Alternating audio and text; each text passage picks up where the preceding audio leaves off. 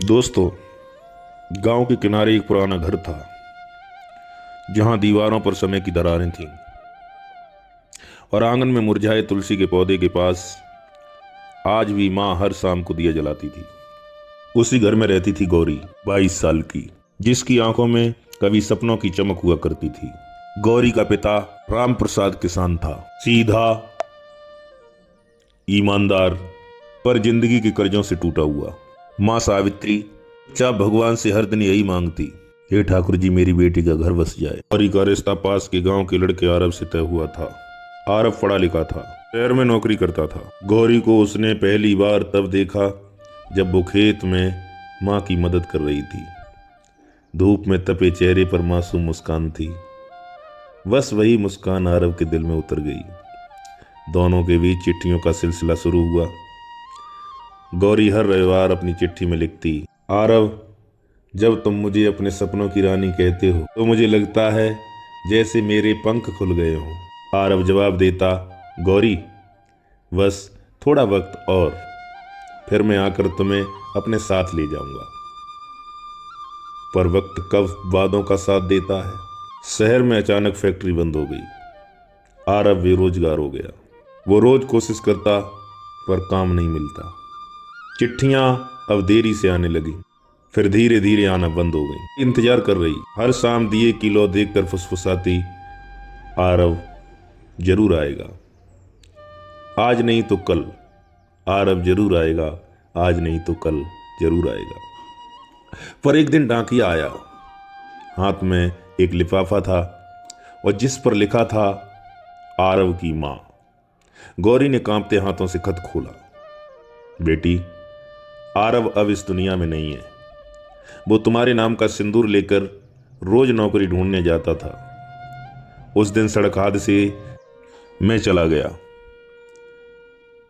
खत नीचे गिर गया और गौरी की आंखों से आंसू नहीं, आवाज निकली, क्यों भगवान, क्यों भगवान।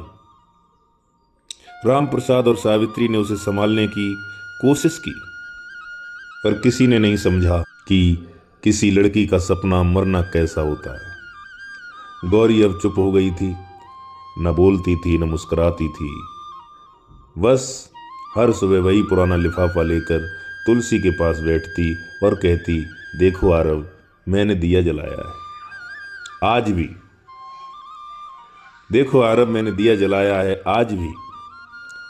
महीने बीत गए। एक दिन बारिश हुई। गांव में सड़क पर कीचड़ और ठंड फैली थी। राम प्रसाद खेत में फिसल कर गिर गए और वहीं बेहोश हो गए। डॉक्टर इलाज के लिए आए और डॉक्टरों ने कहा, देखो बेटी, तुम्हारे पिता का दिल कमजोर हो गया है, अब ये बीमार रहेंगे। घर का बोझ अब गौरी पर आ गया। वो सुबह खेत में काम करती, शाम को माँ की दवा लाती और रात को उस पुराने लिफाफे को देखकर धीरे से मुस्कुराती। आरव, देखो, मैं अब भी मजबूत हूं। आरव, देखो, मैं अब भी मजबूत हूं। एक दिन गांव में एक अफसर आया।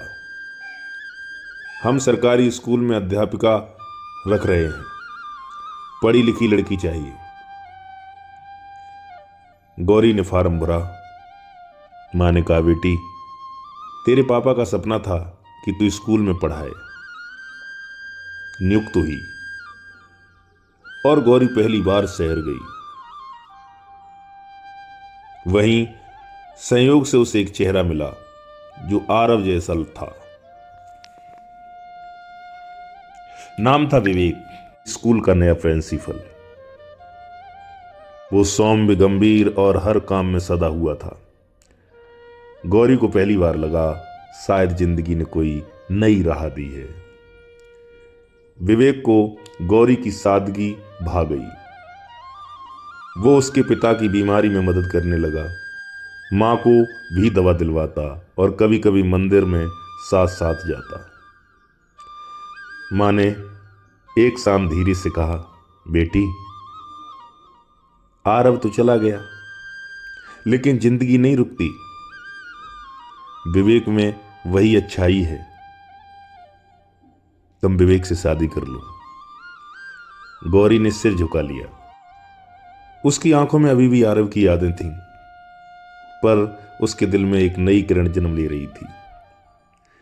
विवेक ने एक दिन कहा, गौरी, मैं जानता हूं तुम्हारे दिल में कोई और बसा है। मैं उसे मिटाने नहीं आया, बस तुम्हारे आंसुओं की रखवाली करने आया हूं। वो शब्द गौरी के दिल में उतर गए। उस रात उसने पहली बार आरव के लिफाफे को तुलसी के दिए के पास रखकर कहा, आरव, मुझे माफ करना, पर अब मैं माता पिता को मुस्कुराना चाहती हूं, उन्हें हंसता देखना चाहती हूं। कुछ महीनों बाद विवेक और गौरी की सादगी भरी शादी हुई। कोई तामझाम नहीं, बस मंदिर के आंगन में, जहां तुलसी के पास अब 2 दिए जल रहे थे, एक गौरी का, एक आरव की याद का। शादी के बाद भी गौरी रोज वही चिट्ठी पढ़ती थी, पर अब मुस्कान के साथ। और कभी आंसू गिरते तो विवेक चुपचाप पास आकर कहता, उसे भी खुशी होगी कि अब तुम भी जी रही हो। दोस्तों, कभी कभी ऊपर वाला हमें तोड़ता नहीं, बस हमें सिखाता है कि मोह से ऊपर भी एक रिश्ता होता है, दया और स्वीकार का।